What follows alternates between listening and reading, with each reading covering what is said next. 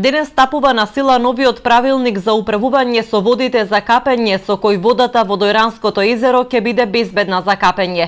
Правилникот беше објавен во службен весник на 12 јули. Со новиот правилник, како што минатата недела објаснија од Институтот за јавно здравје, води кои со досегашната категоризација припаѓаа на трета категорија и не беа безбедни за човекот, од сега ќе се сметат дека се во одлична состојба и ќе бидат дозволени за капење.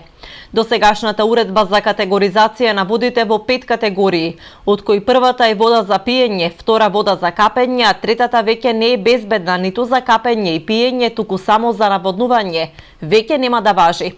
Водите за пиење и капење од сега ќе се третираат со посебни одделни правилници, а останатите категории води со нова уредба.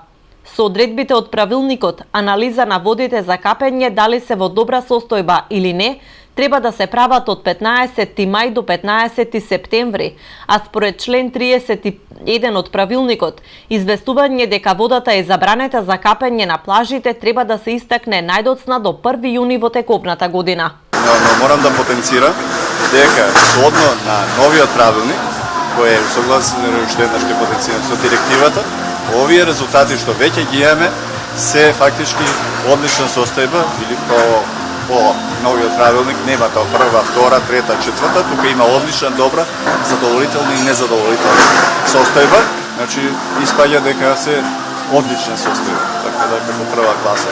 А спрема нашата уредба испаѓа дека се трета класа. Така да тука се јави некоја едноставно проблем во гледањето каква е квалитетот на водата за капење. Не во тоа стварно каков е квалитетот, него заради параметрите кои беа дадени во самата уредба, која е од број 1899 од 99 година. Значи новиот правилник тотално е апроксимиран уште еднаш со директивата за квалитет на води за капење на Европската унија.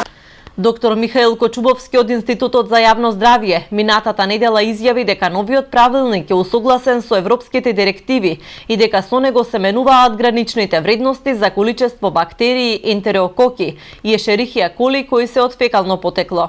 И министерот за здравство Никола Тодоров минатата недела изјави дека водата во Дојранското езеро е комплетно безбедна за капење и дека нема опасност по здравјето на луѓето. Тој оваа изјава ја даде откако на 29 јуни Државниот санитарен и здравствен инспекторат донесе забрана за капење на 4 плажи во Дојран по добиените анализи од Центарот за јавно здравје во Велес, според кои водата во езерото на овие 4 плажи е загадена и физичко, хемиски и со фекални бактерии и не е безбедна за капење.